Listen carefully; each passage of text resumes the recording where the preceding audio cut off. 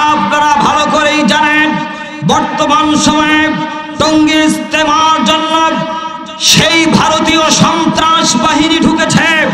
আজকে এই মহান বিজয় দিবসে 54তম বিজয় দিবসে যেই মাসে লক্ষ লক্ষ এদেশের মুসলমানরা শহীদ হয়ে এদেশের মাটি আমরা পেয়েছি, এদেশের পতাকা আমরা পেয়েছি, এদেশে আমাদের হাজার হাজার মসজিদের আজান হয়, হাজার হাজার মাদ্রাসায় কোরআন তেলাওয়াত হয়।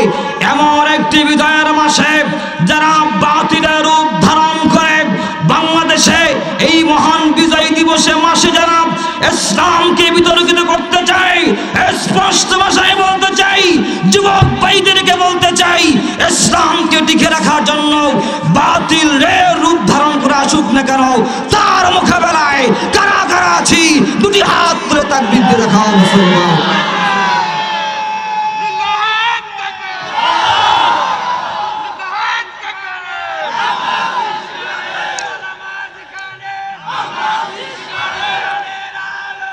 আমি আরো স্পষ্ট ভাষায় বলতে চাই, কিছুদিন আগে কথা না বললে মুসলমান হবে না।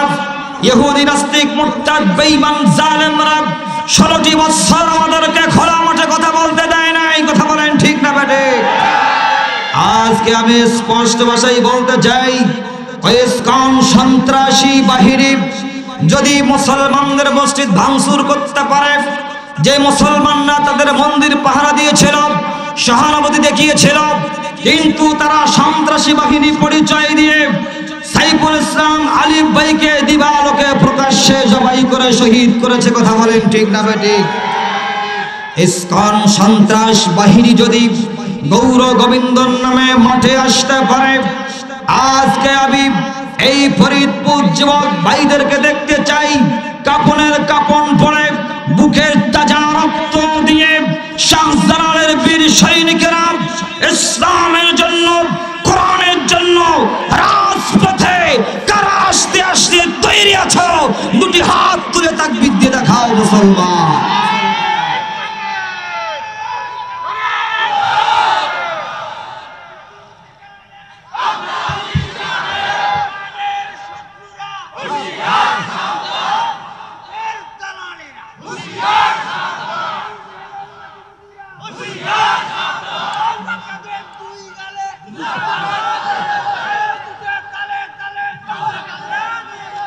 আমরা কোনো রাজনৈতিক আলোচনায় যাব না, কাউকে আমরা গালিও দেব না।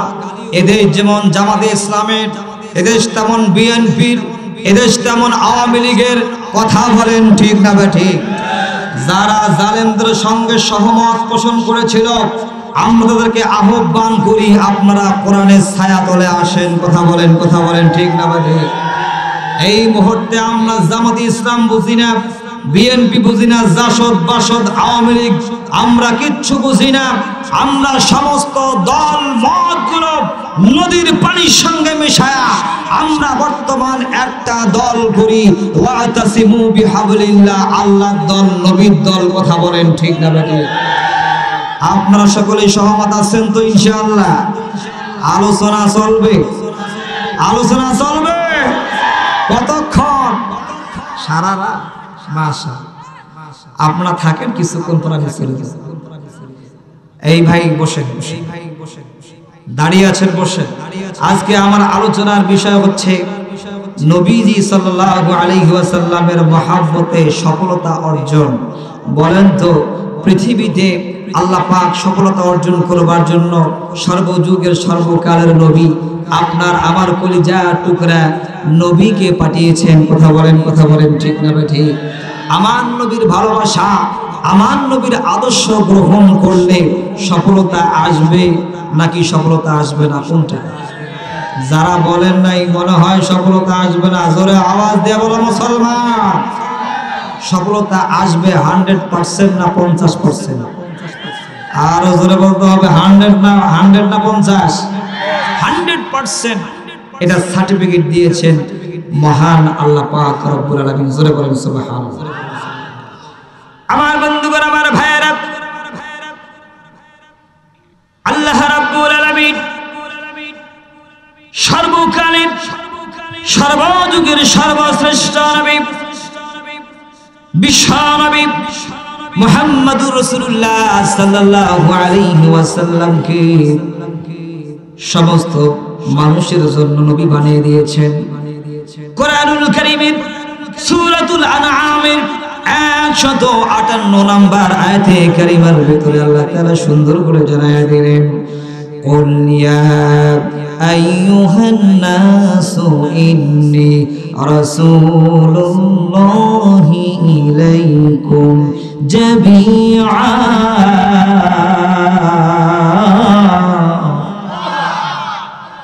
হয় নাই, আরো জোরে বলতে হবে আল্লাহু আকবার। আল্লাহ রাব্বুল আলামিন বলেন, হে নবী, আপনাকে আমি শুধু মুসলমানের জন্য নবী বানাইনি। ইহুদি, খ্রিস্টান, বৌদ্ধ, নাসারা যত ধর্ম পৃথিবীতে আছে, যত মানুষ আছে, আমি সমস্ত মানুষদের জন্য আপনাকে আমি বিশ্ব নবী বানিয়েছি। জোরে বলেন সুবহানাল্লাহ। আল্লাহ রাব্বুল আলামিন এই সার্টিফিকেট দেওয়ার পরে পাশের আবু জেহেল, আবু লাহাবের গোষ্ঠীরা, ওই যে আমার পতাকাওয়ালা ওই চাচা পতাকা উড়াইয়া আবু জেহেল আবু লাহাবের নাতিপুতির কথা স্লোগান দিয়েছে। কথা বলেন ঠিক না ঠিক?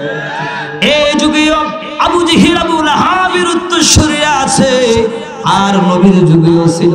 কথা বলতে হবে ঠিক না ঠিক?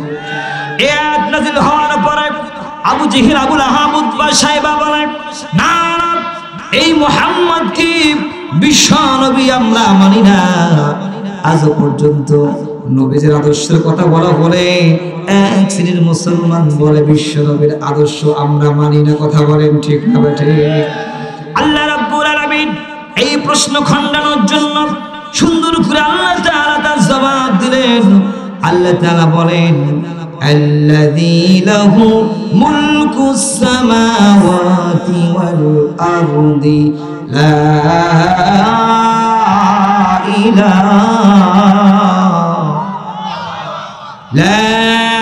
ইলাহা ইল্লা হুয়া ইউহয়ী ওয়া ইউমীত।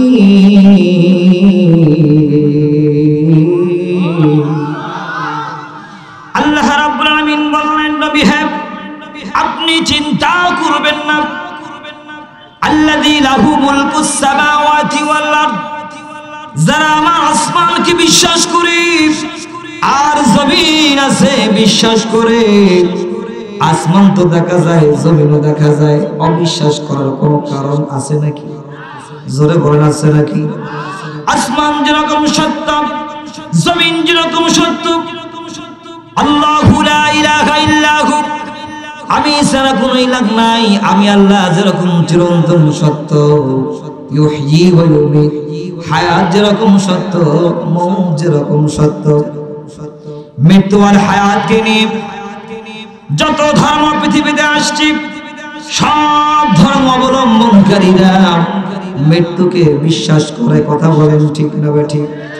আল্লাহ তাআলা জানায়া দিলেন, আমার আসমান যেরকম সত্য, জমিন যেরকম সত্য, আমি আল্লাহ তাআলা যেরকম সত্য, হায়াত জিন্দেগি যেরকম সত্য, মৃত্যু যেরকম সত্য। অতএব তোমরা সেই সত্য নবী বিশ্ব নবীর উপরে আর আমার উপরে তোমরা ঈমান গ্রহণ করো। জোরে জোরে বলেন সুবহানাল্লাহ। আল্লাহ রাব্বুল আলামিন ফামিনু বিল্লাহি ওয়া রাসূলিহিন নাবিয়্যিল উম্মিয়্যি, এই আয়াতের মধ্যে আল্লাহ তাআলা আপনার আমার নবীকে উম্মি নবী, নিরক্ষর নবী বলেছেন। আল্লাহ তাআলা জানায়া দিলেন, এই নবীর কোনো শিক্ষা নাই, যা শিক্ষা দিয়েছি আমি আল্লাহ শিক্ষা দিয়েছি। আওয়াজ দিয়ে বলতে হবে মুসলমান ঠিক না বেঠে? আল্লাহ তাআলা আওয়াজ করছেন, অতএব তোমরা সেই উম্মি নবীর উপরে ঈমান গ্রহণ করো, তার আদর্শ গ্রহণ করো। যদি তার কথাগুলো আর কালেমা আমি আল্লাহ তাআলার বাক্যগুলো তোমরা মেনে চলো, আল্লাহ তাআলা সুন্দর করে জানায়া দিলেন, লাআল্লাকুম তাহতাদুন। বান্দারে, ও বান্দিরে, তোমরা হেদায়েত প্রাপ্ত হবে, এর মধ্যে কোনো সন্দেহ নাই। জোরে জোরে বলেন সুবহানাল্লাহ। তাহলে বুঝলাম আমার নবীকে ভালোবাসলে হেদায়েত পাওয়া যায়। জোরে বলেন কি পাওয়া যায়? আমরা এখানে এসেছি হেদায়েত পাওয়ার জন্য। আল্লাহ রাব্বুল আলামিন বলেন নবীজি আনুগত্য করলে, নবীজিকে মানলে তোমরা সকল কাম বান্দা এবং বান্দি হবে, এর মধ্যে কোনো সন্দেহ নাই। আল্লাহ রাব্বুল আলামিন কোরআনুল কারীমের সূরাতুন নূরের 52 নম্বর আয়াতে কারিমার ভিতরে জানায়া দেন ওয়া মান ইউতি'ইল্লাহা ওয়া রাসূলাহু ওয়া ইয়াখশাল্লাহ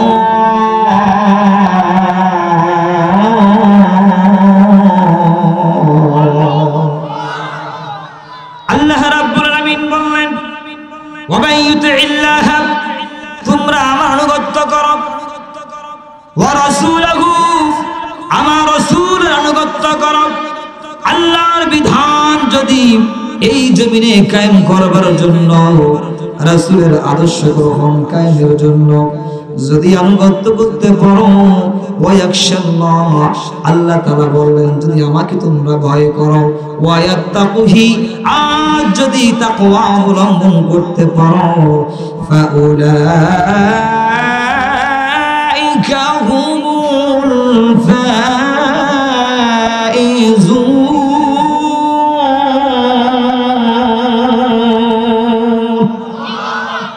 এত আস্তে আরো জোরে বলেন না আল্লাহু আকবার। আমার বন্ধুগণ, আমার ভাইয়েরা,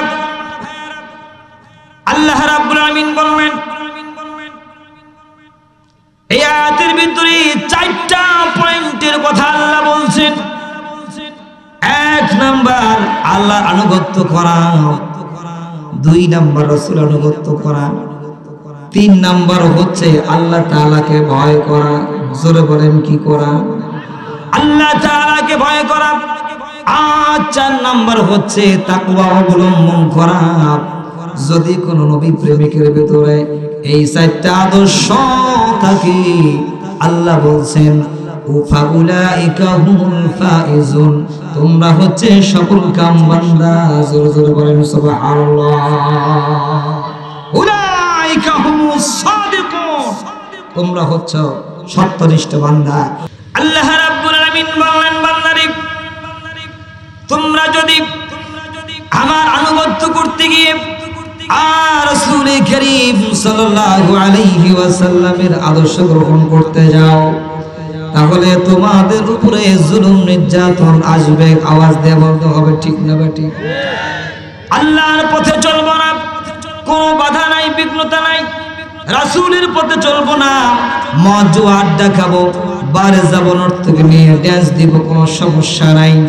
যখন কোরআনটা হাতে নিয়া কোরআনের হক কথাগুলো বলা হয়, এক প্রকারের নাস্তিক মুরতাদের গায়ে অ্যালার্জি শুরু হয়। চিংড়ি আর বেগুন দেখলে যেরকম অ্যালার্জি সুলকি আরম্ভ করে, কোরআনটা হাতে নিলে ওই রকম অ্যালার্জি শুরু হয়। কথা বলেন ঠিক না বেঠে? আমার বন্ধুগণ, আমার ভাইরা, আল্লাহ রাব্বুল আলামিন সুন্দর করে জানায়া দেন যখন তোমরা কোরআনের হক কথাগুলো বলবে, তোমার উপরে জুলুম নির্যাতন আরম্ভ হয়ে যাবে। আর জুলুম নির্যাতন যখন আসবে, তখনই আমরা মুমিন যারা আছি আল্লাহর নবীর জন্য জীবন দেওয়ার জন্য আমাদের শপথ গ্রহণ করতে হবে। কথা বলেন ঠিক না বেঠে? আল্লাহ রাব্বুল আলামিন সুন্দর করে জানায়া দিলেন আমার নবী যা কিছু বলে কোনো মিথ্যা কথা আমার নবী বলে নাই। ওয়ামা ইয়ানতিকু আনিল হাওয়া ইন হুয়া ইল্লা ওয়াহয়ুন ইউহা।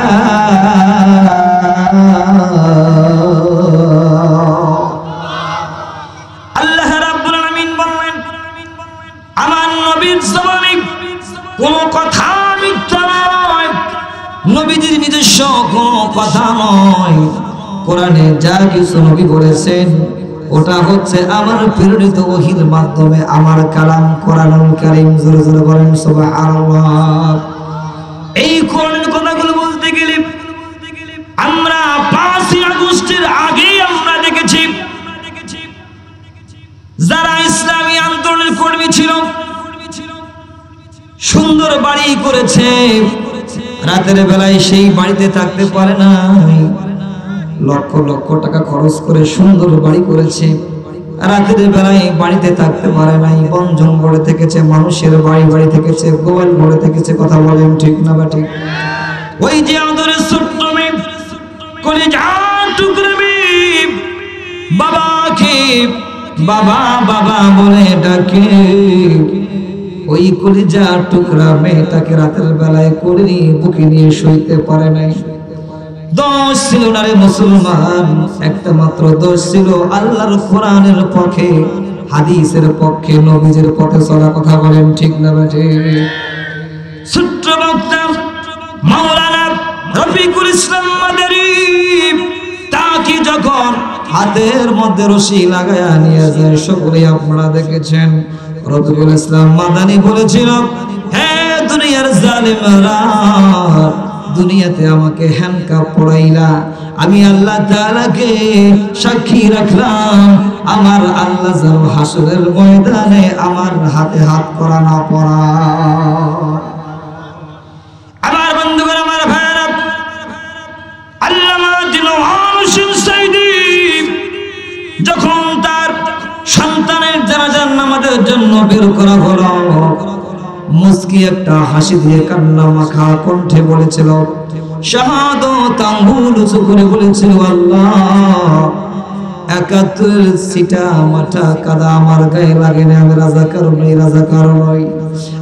আজকে যারা আমাকে রাজাকার বলে গালি দেয়, তুমি সাক্ষ্য থাকিও আল্লাহ, কিয়ামতের দিন এই অভিযোগে যুক্ত আমাকে করিও না। চিৎকার মেরে বলেন ঠিক না বাটে? আল কোরআনের ওই সাইদিটাকে চলবে, এই মুসলমান চলবে? আল কোরআনের ওই সাইদিটাকে মেরেছে জালিমেরা শহীদ করে, গাইতে আবার দেয়নি আল কোরআনের গান, লাখো মুমিনের বাজে কোরআনের সুরে, গাইতো সে পাখি শুধু কোরআনের গান, সে গান শুনে কাফের আলে ঈমান, লাখো মুমিনের হৃদয় কাঁদে, লাখো মুমিনের হৃদয় কাঁদে, একবার সাইদিকে দেখার তরে, হে দয়াময় আল্লাহ তুমি, বলুন হে দয়াময় আল্লাহ তুমি, রেখে দিও সাইদিকে ওই জান্নাতে, আল কোরআনের ওই সাইদিটাকে মেরে সে জালে মেরা শহীদ করে। আরো জোরে বলেন না ঠিক?